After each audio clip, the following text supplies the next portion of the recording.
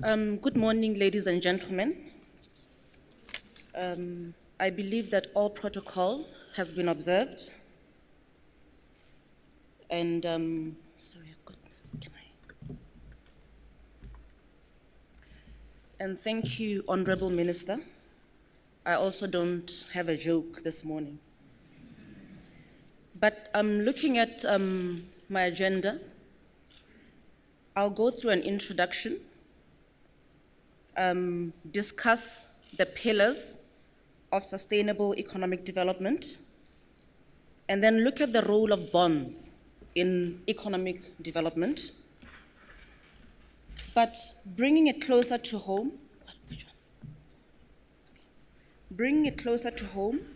I'd also like to look at an institutional investor's perspective and then conclude.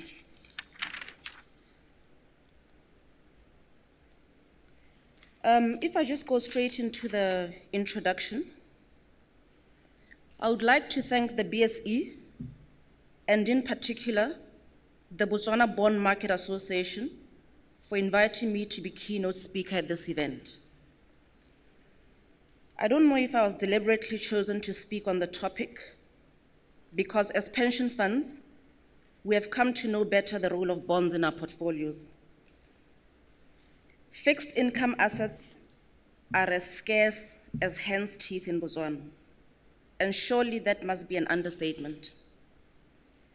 From time memorial, when I was at the Botswana Pension Fund, we have had to contend with this continuous challenge of not having enough fixed income instruments to invest in.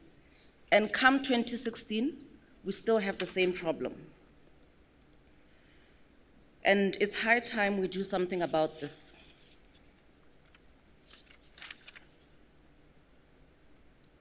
I think the inaugural Botswana Bond Market Conference goes a long way in giving a new direction. For far too long, we have had this problem in our hands, thank you, at the detriment of pension funds, insurance firms, and the wider investor. As the BPOPF, we welcome this initiative by the BSE and the Bond Market Association for us as the industry, which includes savers, issuers, and regulators, to dialogue on developing our capital markets. Very few issuers come to market. And if they do, we have disjointed markets whereby institutional investors prefer to buy and hold. And often this buying happens with the primary market rather than secondary market, thus creating further inefficiencies. Now, I think the disclaimer portion is very important for me. And before I get into the presentation, I wish to make a few things clear. I'm not a bond expert, and neither am I an economist. I just happen to be the administrator of the biggest pension fund in the country.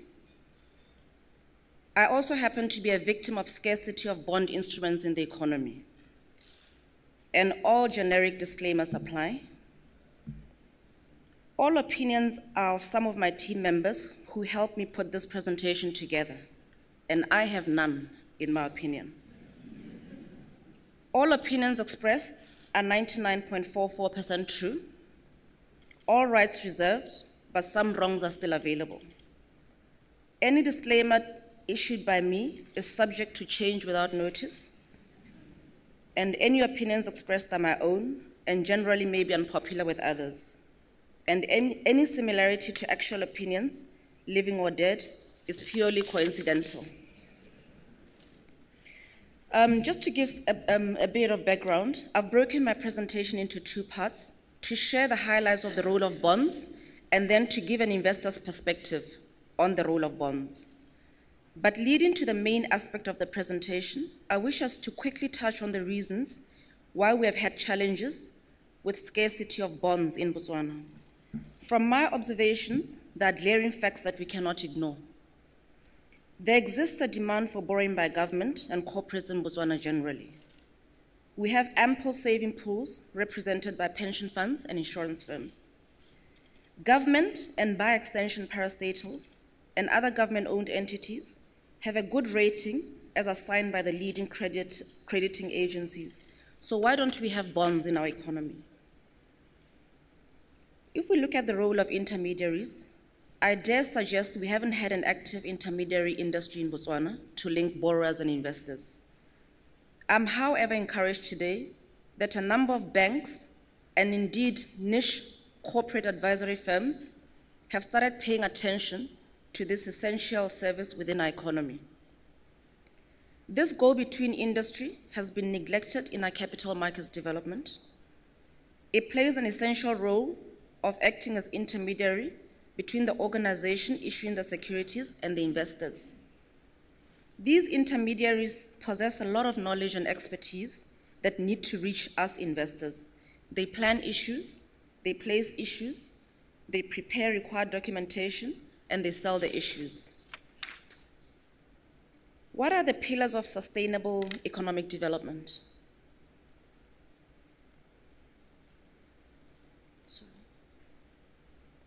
If we look at macroeconomic stability, improving private sector financing by strengthening the banking system and developing the capital market are crucial to achieving macroeconomic stability. Banks and the capital market play integral roles in generating the needed savings to finance and sustain investments in the country, and hence that stability must be ensured. Prudent monetary and effective external debt management policies ensure external sector viability support to economic development. Secondly, is to improve the investment environment, basically establishing an environment that makes business less costly and employs measures that improve productivity. An efficient infrastructure system is also key in a country's economic development because it facilitates the movement of goods, services, and people. And here we look at housing, roads, rail, power, sanitation, and environmental management. And infrastructure systems induce economic activity and are crucial inputs to enhancing economic productivity. And thirdly, they establish strong institutions and good governance.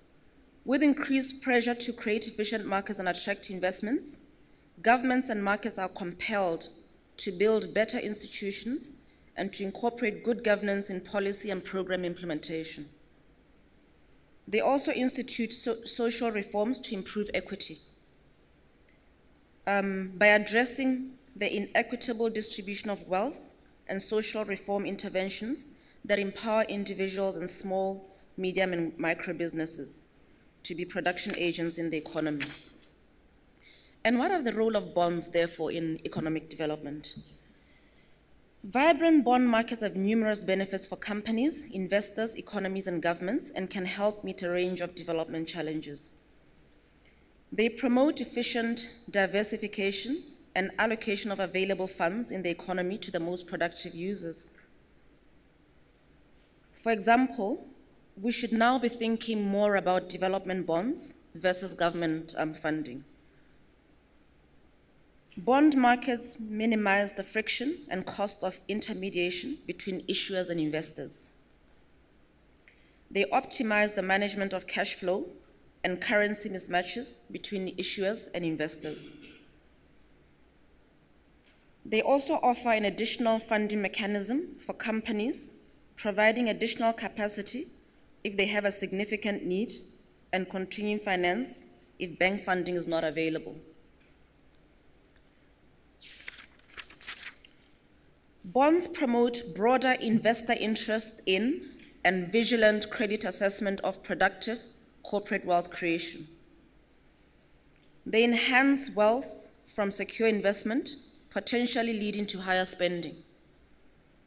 They also promote stability in times of economic stress, reducing reliance on and exposure to the banking sector in case of future shocks. They contribute predominantly to funding of either ongoing general purpose business needs or specific projects for innovation, investment, or growth by companies. They also provide funding for housing development, universities, transport networks, and other institutions that provide social benefits. If we look at the domestic bond market, we can see, as the Minister has mentioned, that it is really underutilized in Botswana as a source of capital. If you look on the left-hand side there, you'll see that the total credit provided by banks is roughly 33.2%. Total domestic listed equities, around 34.5%.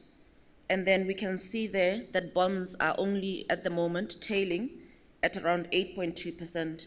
And in other economies, bonds will basically rank higher than the first two, based on the level of development. Looking at institutional investors, and here we're looking at retirement funds and bond market development. The growth of local institutional investors, particularly pension funds, has led to a significant boost in the domestic bond market. Institutional investors currently hold approximately 75% of the 12 billion of total domestic bonds in issue. The development of the retirement fund industry has also contributed to higher standards for investor protection, transparency, and governance practices by issuers. Institutional investors are also a key contributor to financial innovation and the modernization of trading systems. And Archie will attest to the fact that we are even looking towards inflation-linked bonds in future. Institutional investors have a longer investment horizon, driven by the ability to pool investments and thus improve total return, and by virtue of holding somewhat more certain and long-term liabilities. Now, the question that we consider as investors, as retirement funds, is, first of all, what is my pension fund's investment needs and objectives? It's critical to decide in advance what will make our members have a dignified retirement fund. What is our tolerance as a pension fund for failure in seeking this objective? Secondly, what asset classes are available to help us meet our objectives? We need to look at return and risk behavior. We need to be aware that future behavior can differ from historical behavior. Thirdly, how much should we allocate to each of the asset classes? What am I looking for from each asset class? How do we manage this mix? How do I ensure that an investment manager's strategy responds to changes in the circumstances of our pension fund or to changes in the prospects for investment markets? When we look, for example, from 2005 to 2015, we can see that total retirement fund assets have increased from around 22.3 million to 73.9 million, which is an annualized increase of 12.7%. And total Botswana fixed income investments have increased from 740 million to 8.9 billion pula. What are we looking for in capital markets? We are looking for liquidity to allow for active allocation. We are looking for market efficiency. We are looking for diversification opportunities in terms of asset classes, security selection, and prudence objective. And basically, we are looking for suitable investments for matching pula-denominated pension liabilities with pula-denominated assets, minimizing currency risks. We are looking at size and liquidity. Our managers have limited numbers of companies and issuers, and we are looking for trade and tradability of bonds as well. The bond market is pretty liquid. We are looking at sizable new issuances. We are looking at market efficiency, especially international efficiency, the whole primary dealer problem. We have a very limited secondary market. We are looking for diversification, be it sectoral and size, capital structure mindset. Bank debt is not always appropriate, as has already been discussed today. investment banking and corporate finance depth is also quite important. Other key issues that I just need to go through very quickly is that it is not all sad news. I also need to balance my presentation and say there's been some progress recently. The expansion of corporate issuance recently has generated a significant demand for credit analysis from qualified investors such as retirement funds. Regulators such as the BSE and NBFIRA are increasingly demanding more transparency from issuers, which should improve governance. There's growing awareness of the need to establish a local credit rating industry. Asset-backed securities, such as mortgages, have the potential to provide a significant boost to the development of the bond market and reduce the concern of credit quality for domestic regulators and other market participants.